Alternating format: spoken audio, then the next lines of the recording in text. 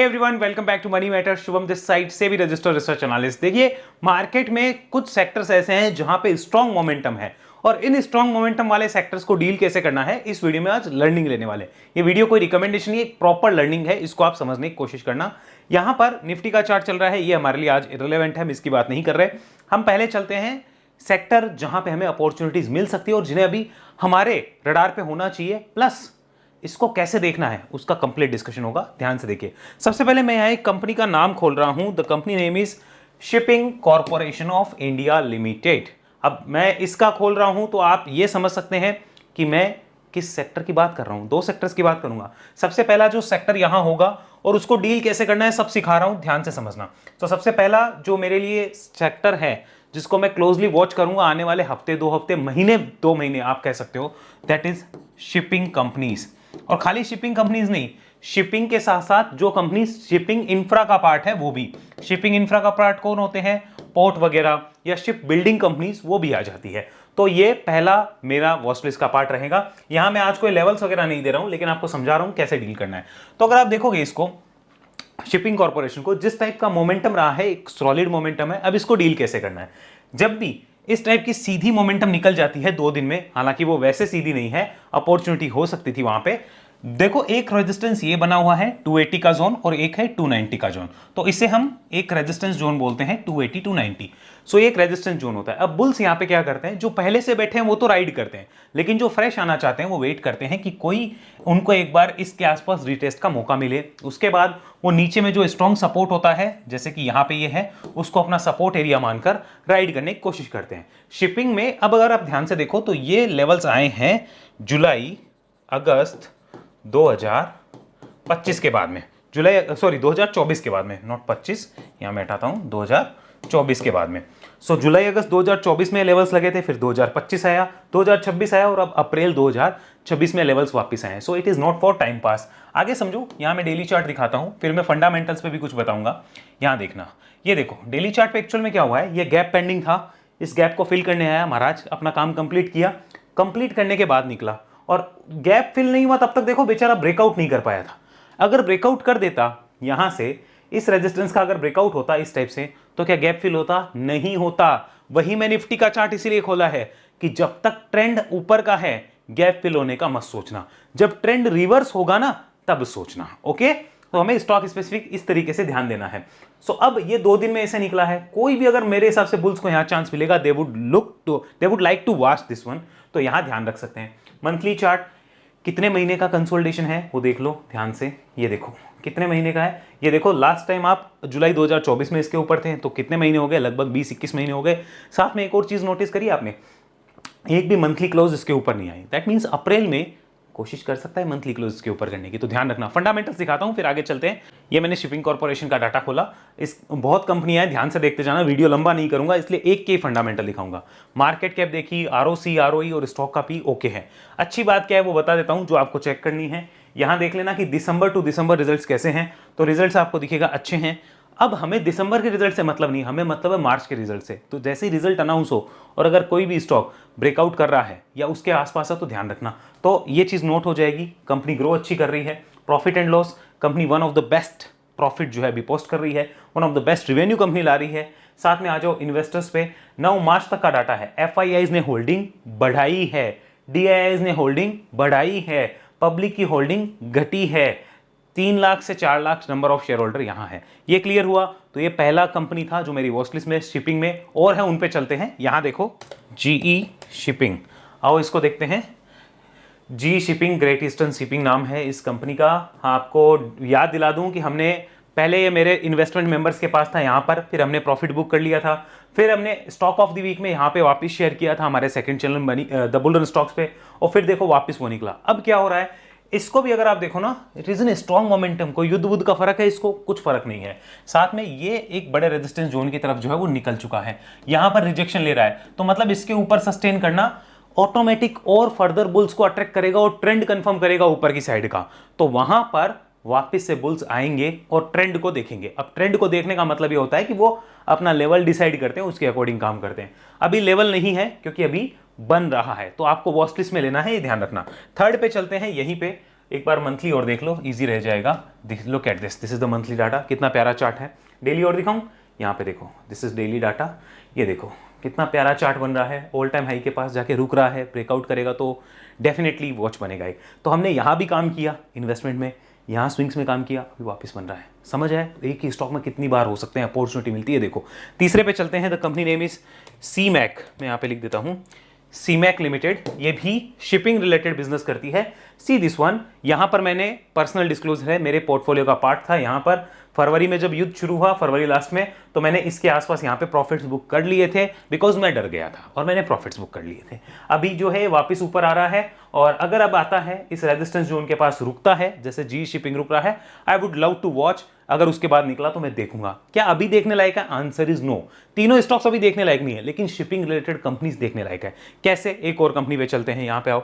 Shipping के अलावा देखो फिर हमारा नंबर आएगा ना, वो डिफेंस पे आएगा। पहले शिपिंग लॉक कर लो, दिस इज अडानी पोर्ट, ये भी शिपिंग रिलेटेड बिजनेस में ही है ना, शिपिंग इंफ्रा रिलेटेड बिजनेस हो गया। तो अडानी पोर्ट क्या कर रही है, मैं इतना ही दिखाऊंगा आपको खाली। क्या हो रहा है, ये भी एक बड़े रेजिस्टेंस जोन को काटने जा रही है। यानी आने वाले कुछ हफ्तों में आपको शिपिंग इंफ्रा, दोनों कंपनीज, दोनों सेक्टर्स, दोनों इंडस्ट्रीज पे नजरें रखनी चाहिए। यहां कुछ हो सकता है। क्या अभी हो रहा है? Answer is no. क्या बहुत जल्दी जंप करने की जरूरत है? Answer is no. Watch list में लगाओ, मैं लगा रहा हूं, आप भी लगा के देखना चाहो देख सकते हो। बाकी देखो मेरी कोई रिकमेंडेशन नहीं है, हो सकता है कल ही वापस नीचे आ जाए, क्योंकि मेरा व्यू तो सेटअप लगने पे बनेगा। सेटअप अभी लगा नहीं है, मैं आपको पहले इसलिए बताता हूं ताकि आप उस पर अपनी रिसर्च कर पाए, अपनी चीजों को देख पाए, इसलिए मैं सेटअप से पहले आपके साथ चार्ट शेयर करता हूं। अब चलते हैं डिफेंस कंपनीज के ऊपर। डिफेंस में क्या है, कईयों को जल्दी है, मैं दिखाऊं कैसे। यहां पे आओ, ये है हमारी HAL, इसको देखना, कईयों को जल्दी है, यहां पे समझना। HAL क्या कर रहा है, ये देखो, ये आई है एक रिकवरी यहां से, ठीक है। अब इनको कईयों को तो देखो हम समझा नहीं सकते कि ये रिकवरी तो यहां भी आई थी, ये रिकवरी तो यहां भी आई थी।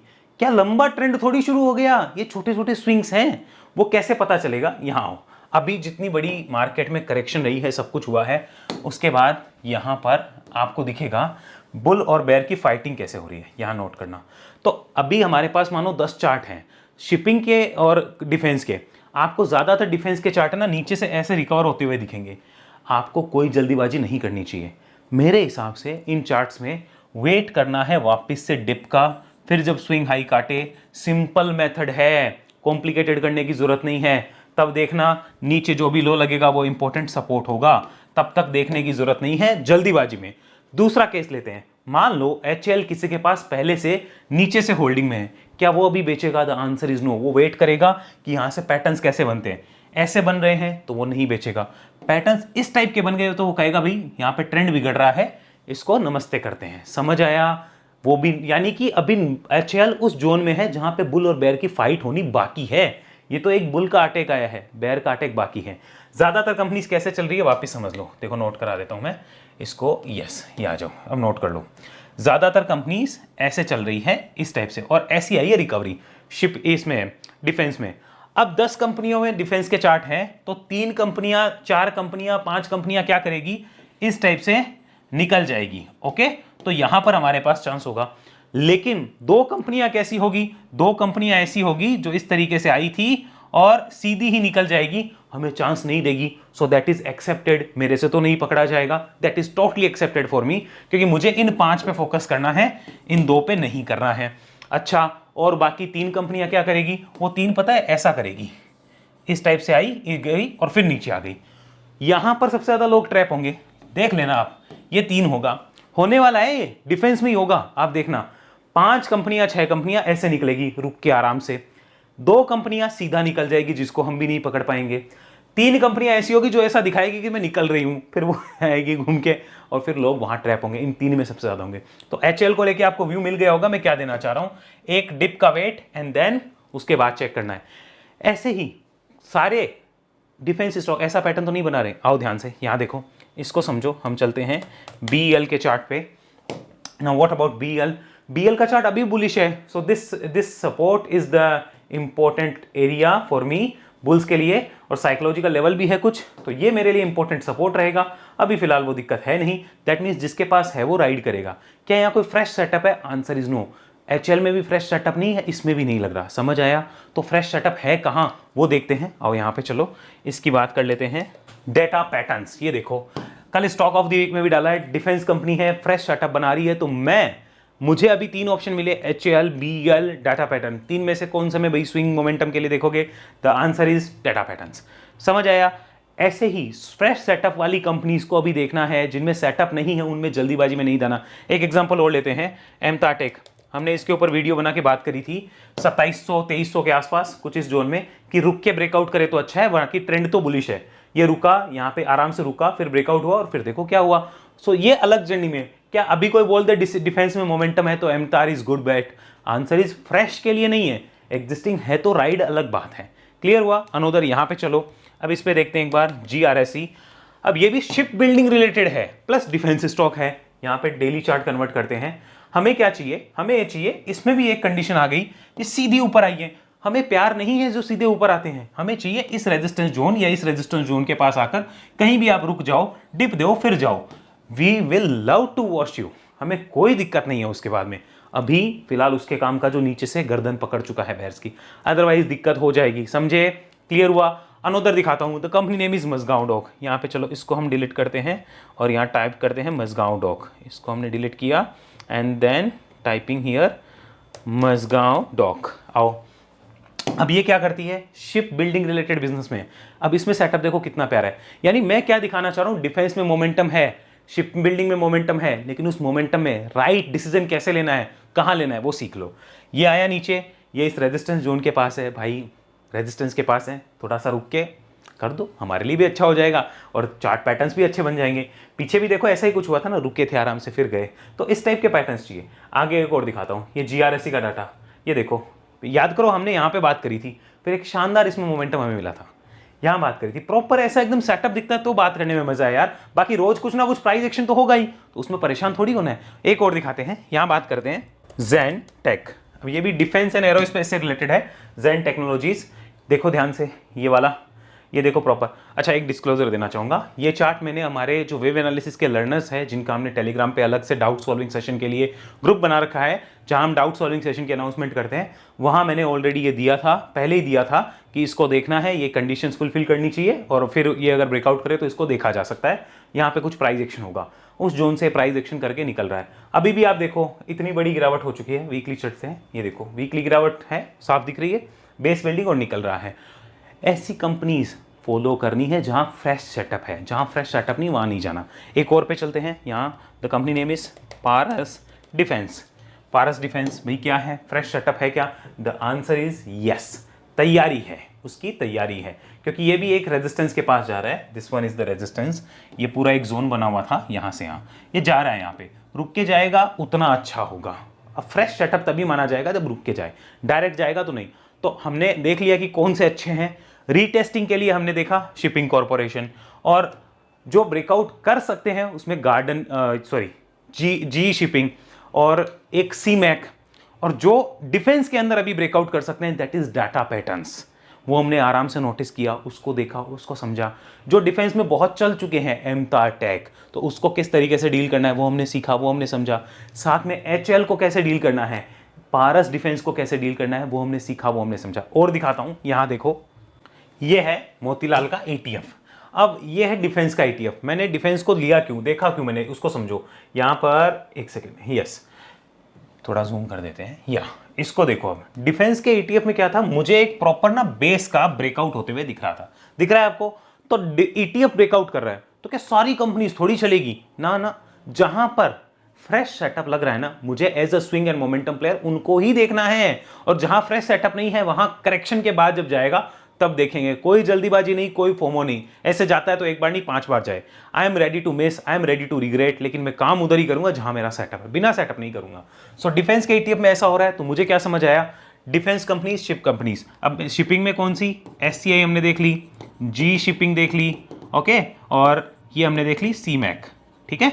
इन 3 में, इसमें रीटेस्ट है, ओके, इसमें पोटेंशियल दोनों में अभी ब्रेकआउट होना पेंडिंग है। अब डिफेंस में मुझे कौन सी काम लगी, मैं भाई HL को देखूंगा आफ्टर करेक्शन, और मजगांव डॉक जो है वो रेडी खड़ी है थोड़ी सी, मजगांव डॉक वो रेजिस्टेंस के पास से निकल सकती है।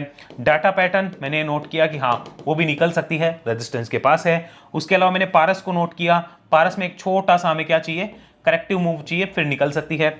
ऐसे ही हमने जीआरएसई को देखा, GRSE also need a corrective move. तो आपको कहीं भी इस तरीके से शिपिंग और डिफेंस कंपनीज जो बन रही है उसकी एनालिसिस मिस नहीं करनी है।